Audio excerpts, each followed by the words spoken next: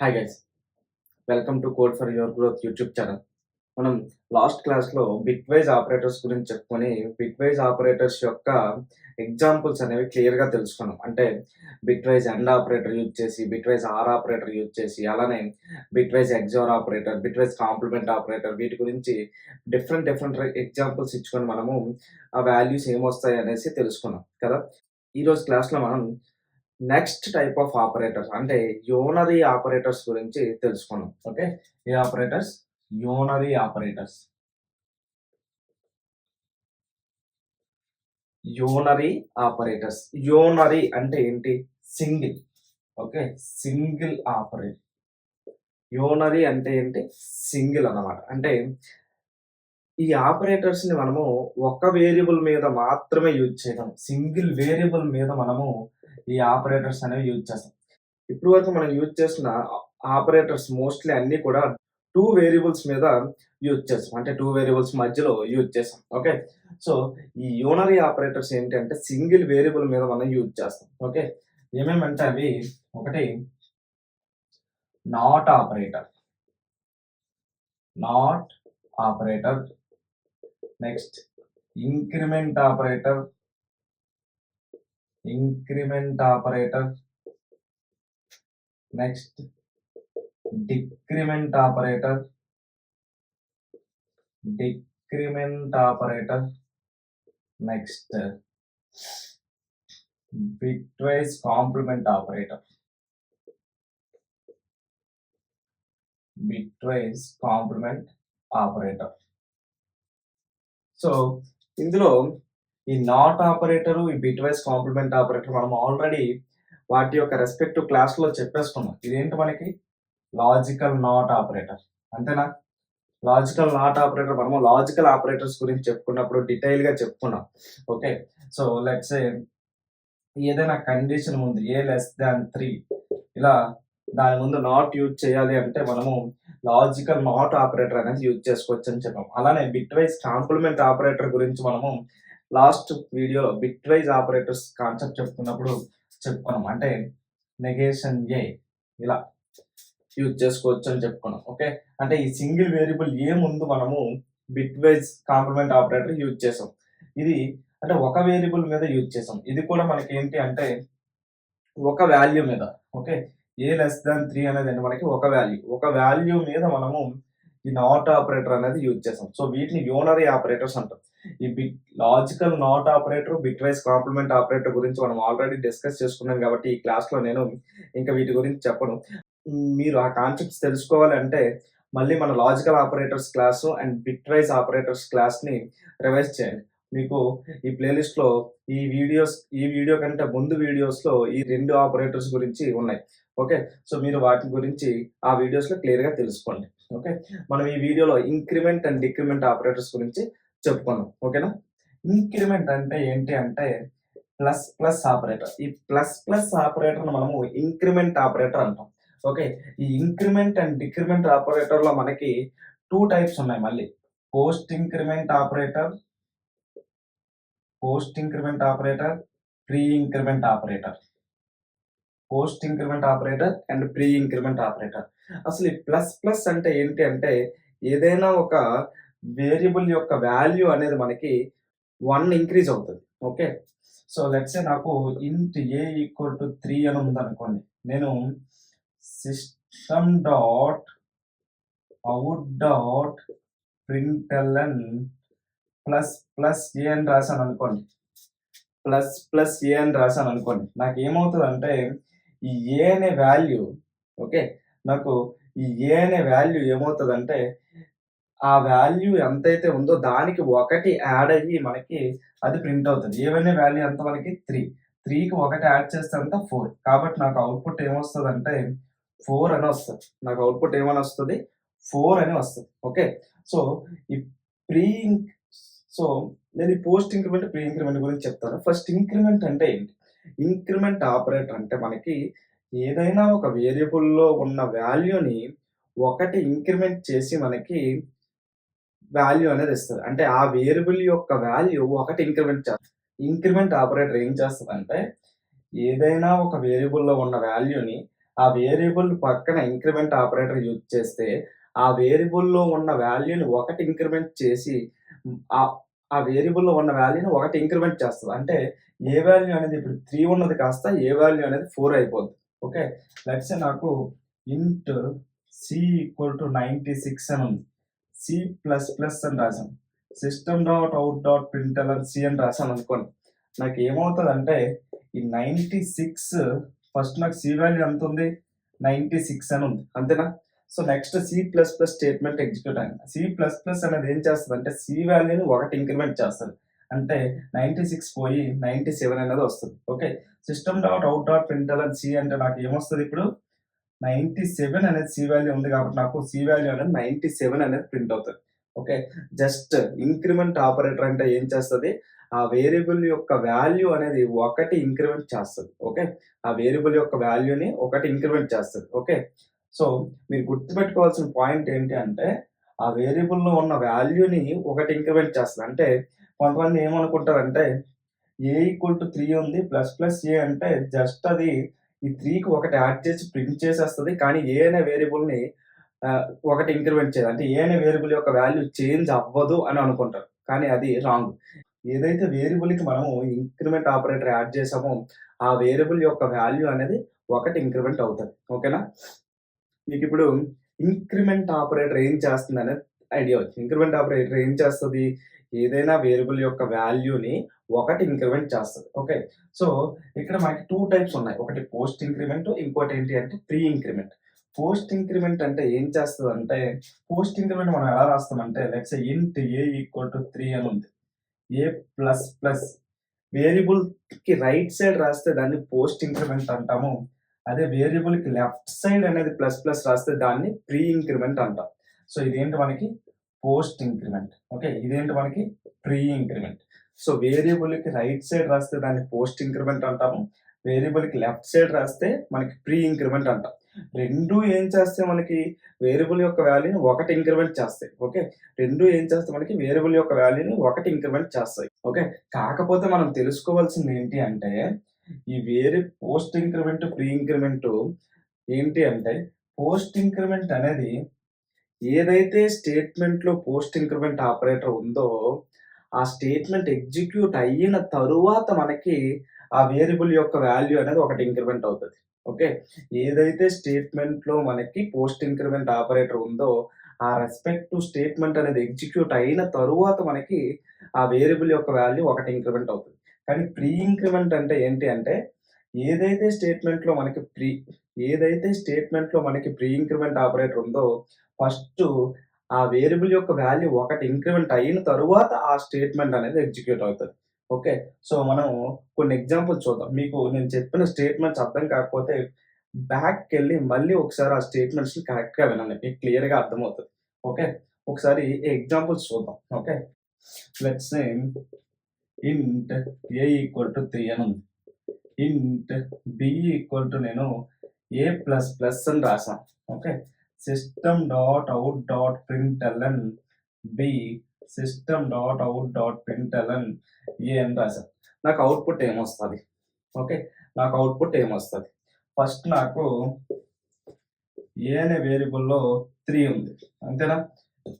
ఇంట్ ఏ equal to 3 అంటే a అనే వేరియబుల్‌లో నాకు 3 అనే వాల్యూ ఉంది. Next int b equal to a plus plus. A plus plus అంటే వేరియబుల్‌కి రైట్ సైడ్ నాకు ఇంక్రిమెంట్ ఆపరేటర్ ఉంది. అంటే ఇదేంటి మనకి post increment operator. Post increment operator. Post increment operator ఏం చేస్తది? ఫస్ట్ స్టేట్మెంట్‌ని ఎగ్జిక్యూట్ చేసి, ఆ తరువాత మనకి ఆ వేరియబుల్ యొక్క వాల్యూ అనేది ఇంక్రిమెంట్ చేస్తది. ఫస్ట్ స్టేట్మెంట్ అంటే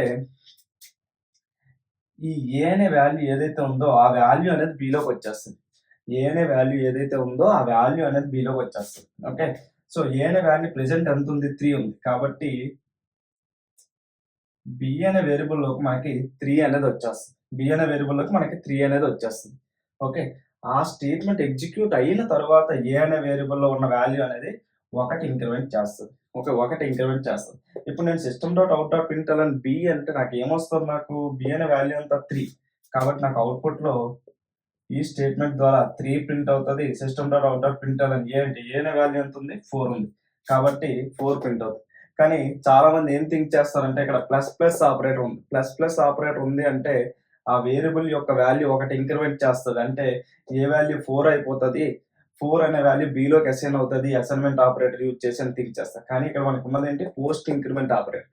పోస్ట్ ఇంక్రిమెంట్ ఆపరేటర్ ఏం చేస్తదంటే ఫస్ట్ స్టేట్‌మెంట్‌ని ఎగ్జిక్యూట్ చేసి ఆ తరువాత వేరియబుల్ యొక్క వాల్యూ అనేది ఇంక్రిమెంట్ చేస్తది. ఓకే. అదే నాకు same program int a equal to 3 int b equal to plus plus a system dot out dot println b system dot out dot println a అని ఉందనుకోండి. Okay. a equal to 3. Okay. First నాకు a అనే value 3 ఉంది. Okay. Next int b equal to plus plus a. Plus plus a అంటే a కి left side ఉంది. అంటే ఇదేంటి pre increment operator. So first నాకు ఏమవుతుంది ప్రీ ఇంక్రిమెంట్ ఆపరేటర్లో వేరియబుల్ యొక్క వాల్యూ అనేది ఒకటి ఇంక్రీజ్ అవుతుంది. అంటే ఏ వాల్యూ 3 పోయి 4 అవుతుంది. Okay. Next int b equal to a అనే స్టేట్మెంట్ ఎగ్జిక్యూట్ అవుతుంది. సో బిలోకి నాకు ఏలో ఉన్న వాల్యూ అంతా 4 అనేది వస్తుంది అనమాట. సో ఇప్పుడు నాకు ఈ స్టేట్మెంట్ ద్వారా 4 ప్రింట్ అవుతుంది. మళ్ళీ ఈ స్టేట్మెంట్ ద్వారా కూడా 4 ప్రింట్ అవుతుంది. ఓకే. సో బి వాల్యూ ఎంత అయింది మనకి 4 కాబట్టి 4 ప్రింట్ అవుతుంది. ఏ వాల్యూ మళ్ళీ ఎంత అయింది మనకి 4 అయింది కాబట్టి మనకి 4 ప్రింట్ అవుతుంది. ఓకే. ఈ విధంగా మనకి ప్రీ ఇంక్రిమెంట్ పోస్ట్ ఇంక్రిమెంట్ అనేవి వర్కౌట్ అవుతాయి. ఓకే. సో ఇక్కడ చాలా మంది కన్ఫ్యూజ్ అవుతారు. ఓకే. ఇక్కడ సార్ ఏంటి మనకి ఇక్కడ సార్ అంటే మనకి b equal to a plus plus అంటే ఓకే పోస్ట్ ఇంక్రిమెంట్ అర్థమైంది. కానీ బి ఈక్వల్ టు ఏ అని లేదు కదా మనకి. బి ఈక్వల్ టు ఏ అని ఉంటేనే మనకి ఏ అనే వాల్యూ బిలోకి అసైన్ అవుతుంది. కానీ b equal to a plus plus అని ఉంది ఇక్కడ ఉంది. B equal to plus plus a అని ఉంది ఇక్కడ. మరి ఎందుకు అప్పుడు ఏ అనే వేరియబుల్లో ఉన్న వాల్యూ మనకి ఇక్కడ అసైన్ అవుతుంది అని సార్ చెప్తున్నారు అని అంటే మీకు దాన్ని ఇంకా మనం క్లియర్గా తెలుసుకుందాం. ఓకే. ఏంటి అంటే b equal to a plus plus అని ఉంది కదా. దానికి ఈక్వివాలెంట్ స్టేట్మెంట్స్ ఏంటి అంటే b equal to a first run అయ్యి తరువాత a equal to a plus 1 అనేది ఎగ్జిక్యూట్ అవుతుంది.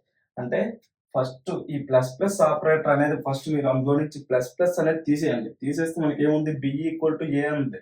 కాబట్టి ఫస్ట్ మనకి బి ఈక్వల్ టు ఏ అనేది ఎగ్జిక్యూట్ అవుతుంది. ఎందుకు అది పోస్ట్ ఇంక్రిమెంట్ కాబట్టి ఫస్ట్ బి ఈక్వల్ టు ఏ అనేది ఎగ్జిక్యూట్ అవుతుంది. ఆ తర్వాత ప్లస్ ప్లస్ ఉంది కాబట్టి ఏ ఈక్వల్ టు ఏ ప్లస్ 1 అనేది ఎగ్జిక్యూట్ అవుతుంది. అలానే ఇక్కడ ఏంటి అంటే మనకి ఇది ప్రీ ఇంక్రిమెంట్ కాబట్టి first A equal to a plus 1 అనేది ఎగ్జిక్యూట్ అవుతుంది. ఆ తరువాత ఈ ప్లస్ ప్లస్ ఆపరేటర్ తీసేయండి. ఏముంది మనకి బి ఈక్వల్ టు ఏ అని ఉంది. ఓకే. ఎక్కడైనా సరే మీకు ఇంక్రిమెంట్ డిక్రిమెంట్ ఆపరేటర్స్ ఉన్నప్పుడు మీరు ఏం చేయాలంటే ఈ విధంగా ఎక్స్ప్రెషన్స్ అనేవి రాసుకోవాలి. రాసుకుంటే మీకు క్లియర్గా అర్థమైపోతుంది. ఏమని ఎలా రాసుకోవాలి ఆ ప్లస్ ప్లస్ ఆపరేటర్స్ని ఎక్స్ప్రెషన్ నుంచి రిమూవ్ చేసి మీరు ఎంటైర్ స్టేట్మెంట్ని ఒకసారి రాసుకోవాలి. రాసుకుంటే మీకు అప్పుడు ఏంటంటే తెలుస్తుంది ఏ వాల్యూ అనేది ఎందులోకి అసైన్ చేయాలి అనేది. ఓకే. అక్కడ నాకు పోస్ట్ ఇంక్రిమెంట్ ఉంది కాబట్టి నేను అది తీసేస్తే నాకు బి ఈక్వల్ టు ఏ అని ఉంది కాబట్టి బి ఈక్వల్ టు ఏ అని రాసాను. అది నాకు పోస్ట్ ఇంక్రిమెంట్ కాబట్టి బి ఈక్వల్ టు ఏ అన్న స్టేట్మెంట్ ఎగ్జిక్యూట్ అయిన తర్వాత ఏ ఈక్వల్ టు ఏ ప్లస్ 1 అనేది ఎగ్జిక్యూట్ అవుతుంది. ఇక్కడ నాకు ప్రీ ఇంక్రిమెంట్ కాబట్టి first A equal to a plus 1 అనేది ఎగ్జిక్యూట్ అవుతుంది. తర్వాత ఈ ప్లస్ ప్లస్ తీసేస్తే బి ఈక్వల్ టు ఏ అని ఉంది కాబట్టి బి ఈక్వల్ టు ఏ అనేది ఎగ్జిక్యూట్ అవుతుంది. ఆ విధంగా మనకి ఇక్కడ 3-4 అవుట్పుట్ వచ్చింది. ఇక్కడ 4-4 అనేది అవుట్పుట్ వచ్చింది. ఓకే. సో ఈ ప్రీ ఇంక్రిమెంట్ పోస్ట్ ఇంక్రిమెంట్ చాలా ఇంపార్టెంట్. ఎందుకంటే మీకు ఇంటర్వ్యూస్కి వెళ్ళారు అనుకోండి ఫస్ట్ మీకు ఆబ్జెక్టివ్ క్వశ్చన్స్ ఇస్తారు. ఆబ్జెక్టివ్ క్వశ్చన్స్ ఇచ్చేటప్పుడు మోస్ట్లీ ఈ ఆపరేటర్స్ యూజ్ చేసేసి మీకు క్వశ్చన్స్ అనేవి ఇస్తారు ఆబ్జెక్టివ్ క్వశ్చన్స్. ఓకే. ఇంకొక ఎగ్జాంపుల్ చూద్దాం.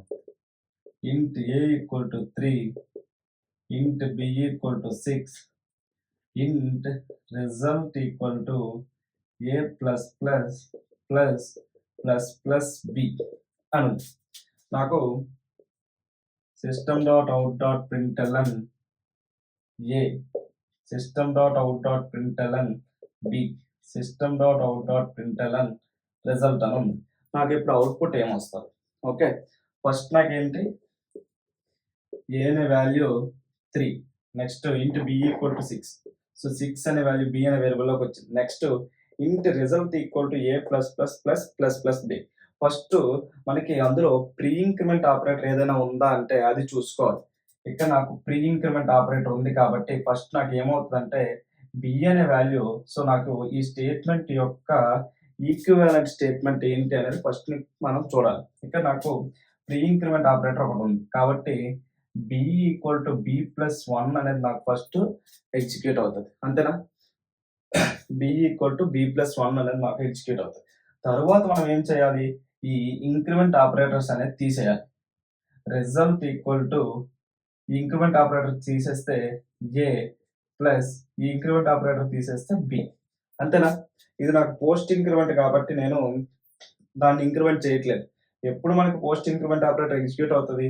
టోటల్ ఎక్స్‌ప్రెషన్ యొక్క వాల్యూ కాలిక్యులేట్ అయిన తర్వాత మనకి ఈ పోస్ట్ ఇంక్రిమెంట్ ఆపరేటర్ యొక్క వాల్యూ అనేది కాలిక్యులేట్ అవుతది. కాబట్టి result equal to a+b. Next ఏంటి? పోస్ట్ ఇంక్రిమెంట్ ఉంది కాబట్టి a = a+1.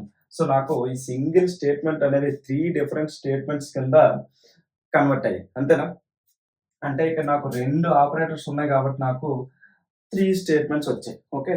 సో ఇప్పుడు ఏమవుతుంది? b = b+1 అంటే b = 7 అవుతది. అంతేనా? b = 6+1 7 అవుతది. Next result equal to a+b 3 + 7 అంటే ఎంత? రిజల్ట్ 10. 10 అనే వాల్యూ రిజల్ట్ అనే వేరియబుల్‌లోకి వస్తది. నెక్స్ట్ a = a+1 3 వాల్యూ పోయి 4 వస్తది. అంతేనా? సో నాకు ఇక్కడ అవుట్‌పుట్‌లో 4 నెక్స్ట్ b వాల్యూ ఎంత? 7 రిజల్ట్ ఎంత? 10. సో మనకి ఈ విధంగా అవుట్‌పుట్ అనేది వస్తది. ఓకే.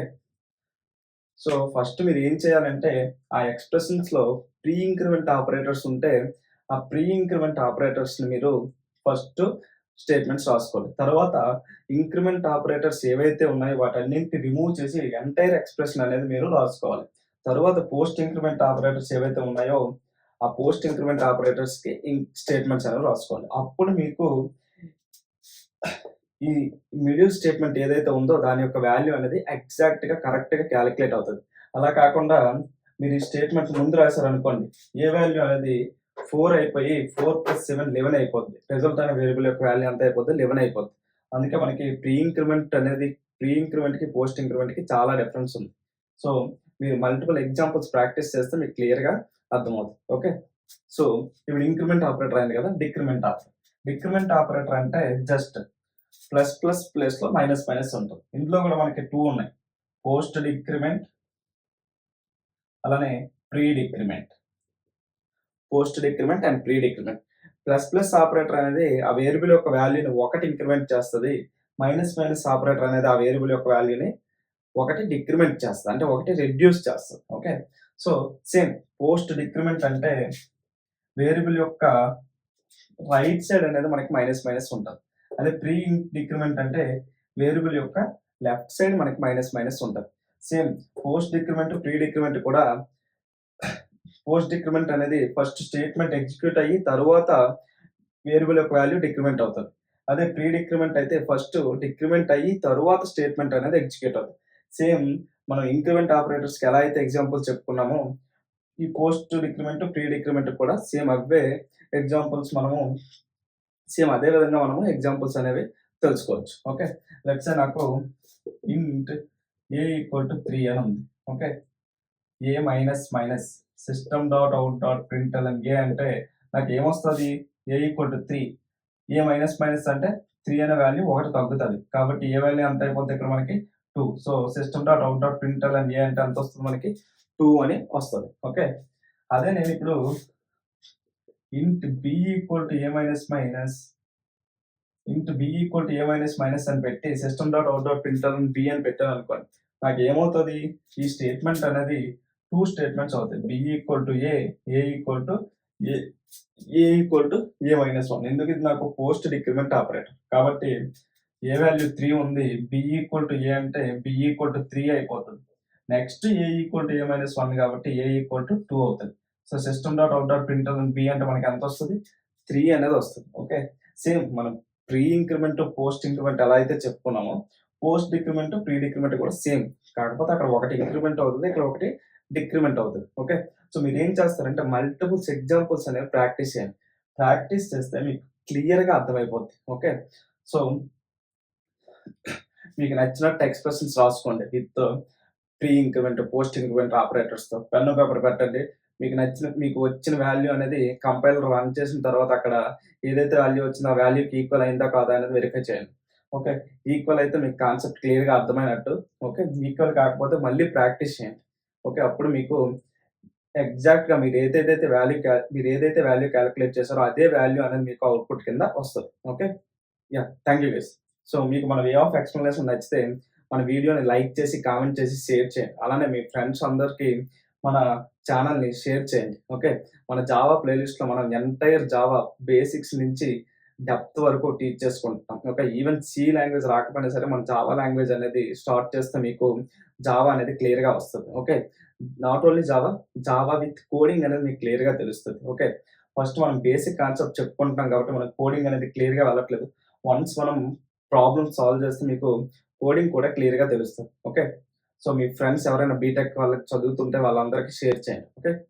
Thank you guys.